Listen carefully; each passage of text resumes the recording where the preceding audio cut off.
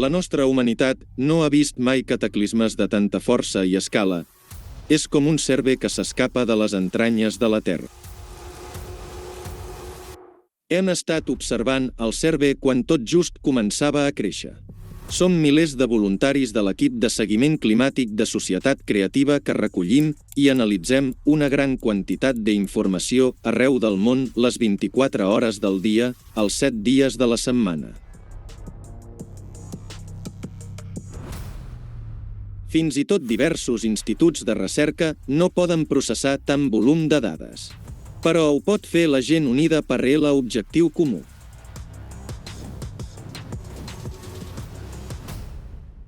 Observant el cerve, ens vam adonar que ara ha crescut i ha escapat a la llibertat. Ja està destrossant el nostre planeta, destruint les nostres cases, prenent vides. I, tanmateix, la majoria de la gent no és conscient d'aquesta amenaça i no entén el que passa al clima. Però entenem que el cerver climàtic no s'aturarà per si sol. Per aturar-lo, cal estudiar tots els seus hàbits. El cost de cadascun d'ells és la vida de moltes persones. Ara el cerve està per davant nostre per molts passos i només seguim els seus passos. Sobre aquells hàbits que hem aconseguit identificar, ara us explicarem. Després d'aquest vídeo, ja no podreu dir que ningú us ha avisat.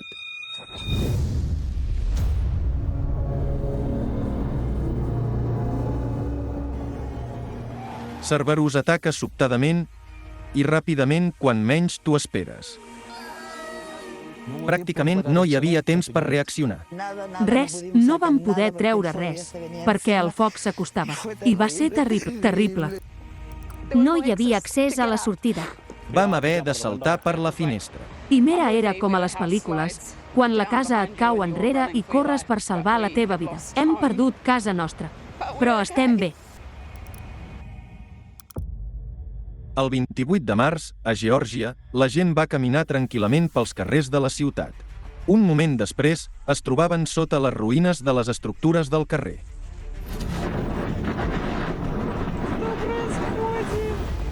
L'estructura tremolava tan fort amb el vent. Vaig pensar que era un terratrèmol. Mireu, des de l'inici fins al final del mercat, el vent va escombrar completament tot el sostre. Al març, la ciutat de Miyakojima, Japó, va rebre més d'un mes de pluja en només una hora. Mentre busqueu refugi de la pluja, una quantitat rècord d'aigua cau a sobre. I es converteix en una riuada. En 3 d'abril minuts, el nivell de l'aigua va pujar en 2 metres. Va passar tan ràpid, hi havia aigua per tot arreu. En 10 minuts, tot el pati del darrere es va convertir en un riu. És com si haguessin passat 2 tsunamis enormes. N'hi va haver un, i després el segon, que es va arribar tan ràpid i de cop.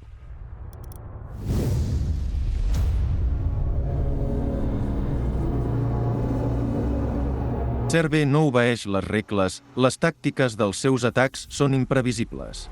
Ell canvia les 4 estacions. Al febrer del 2023, quan era estiu a l'hemisferi sud, les temperatures van baixar per sota de 0 a Austràlia i Argentina i va caure neu. I mira a Europa, en ple hivern, ha arribat l'estiu. Només a Alemanya es van batre 982 rècords de calor en només 3 dies d'hivern. Uns dies després, la calor europea va ser substituïda per un fred anormal. Això és el que passa a tot el món, la calor i el fred anormals es substitueixen de manera catastròfica. I això també és una lletra espantosa de cerve. Ell porta el caos a la teva vida habitual. A l'Àfrica, al sud del Marroc, la neu és una raresa.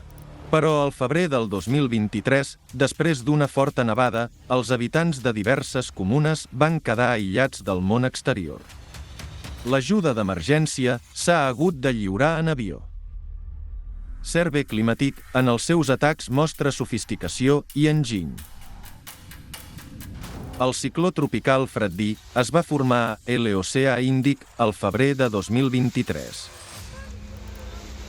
Després d'haver existit durant 35 dies, aquest cicló va cobrir una gran distància, 10.000 quilòmetres, es va convertir en el cicló més poderós de l'hemisferi sud i el més longeu de la història del món. Durant el camí, Freddia es va intensificar 7 vegades, cosa que no havia passat mai abans, i la trajectòria del seu moviment era com qualsevol cosa, però no el rastre habitual d'un cicló. Es va girar diverses vegades i va continuar el seu camí. En 6 països, Freddia va deixar una destrucció catastròfica i es va cobrar més de 600 vides humanes. Cerve no dorm mai. Ataca quan ets més vulnerable i indefens.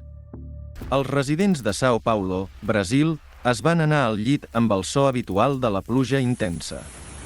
A l'alba, una riuada sobtada i nombroses esllavissades de terra van enterrar unes 50 cases amb gent adormida. El Cerve no sap cap pietat. Ara ja fa alguns cops realment terribles, però només és el començament. El 6 de febrer de 2023, a primera hora del matí, un terratrèmol de magnitud 7,8 va destruir les ciutats de Síria i Turquia que dormien pacíficament. El tremol mortal va ser només el començament d'una terrible catàstrofe, seguida d'un segon terratrèmol poderós de magnitud 7,5 i milers de rèpliques. Aquesta va ser una tragèdia a escala mundial que, només segons les xifres oficials, es va cobrar més de 50.000 vides humanes. No tinguis por, carinyo, no tinguis por. Amics, a causa dels trèmols, estem enterrats. Mare, estàs bé, mare? Estàs bé, àvia? No hi ha ningú, estem completament enterrats. Oh allà, oh allà, oh allà. Després dels terratrèmols, les regions afectades van experimentar un fort cop de fred i una nevada. Seguida d'inundacions greus, Cerve s'està tornant més agressiu i cada cop es produiran més desastres d'aquesta magnitud, com a Síria i Turquia.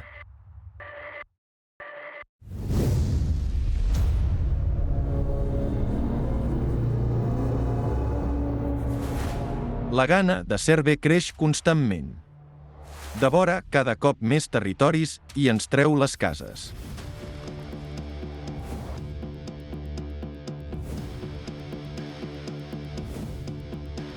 Els incendis creixen, cremen milions d'hectàrees, és molt difícil apagar-los.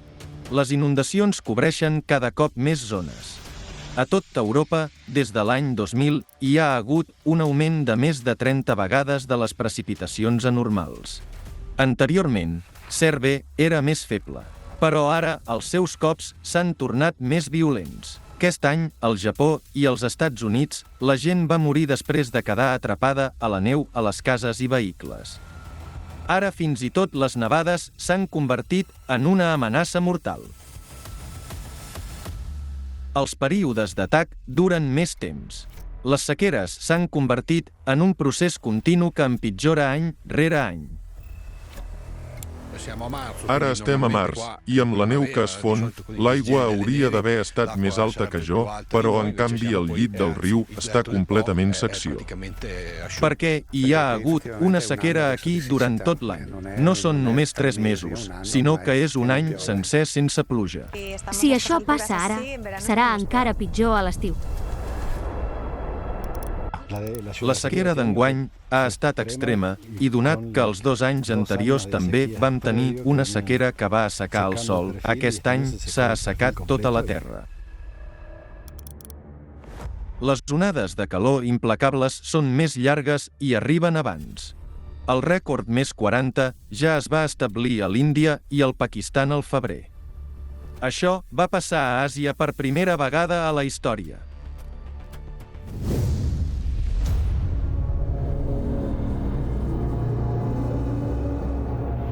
El Cerve té molts caps i tots són insaciables. Ataca diversos territoris alhora i els desastres ocorrent simultàniament. Finals de febrer de 2023.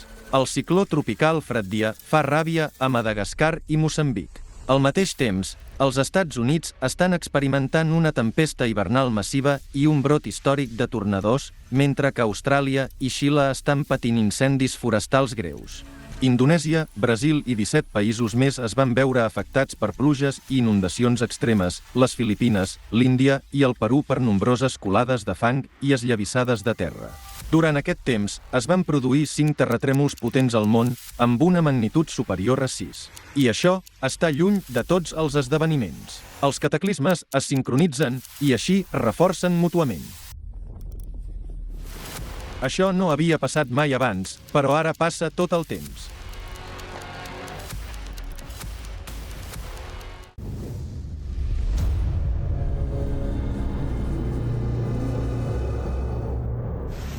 El cerve climàtic, si agafa un territori, no el deixa anar. Al novembre de 2022, la ciutat de Jidda a l'Aràbia Saudita va ser afectada per una tempesta de pluja rècord. En 6 hores va caure més pluja que en 3 anys. Els següents 5 mesos van portar una cascada de desastres naturals, calamars gegant i nevades, tempestes de sorra, tempestes i tornados, pluges intenses i inundacions.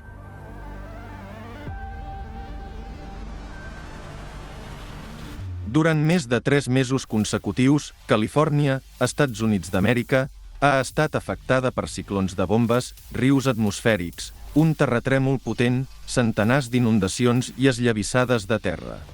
És la primera vegada que els veïns de l'estat es troben amb una cosa així. Les catàstrofes climàtiques cauen en cascada en un territori. I cada nova onada de cataclismes porta encara més destrucció i sofriment a la gent. Cerve no distingeix entre rics i pobres, la nacionalitat i el color de la pell no són importants per a ell, els països, les nacions i les fronteres no existeixen per a ell. Ell ve a tothom. El pitjor és que com més menja, més gran esdevé i més devorarà.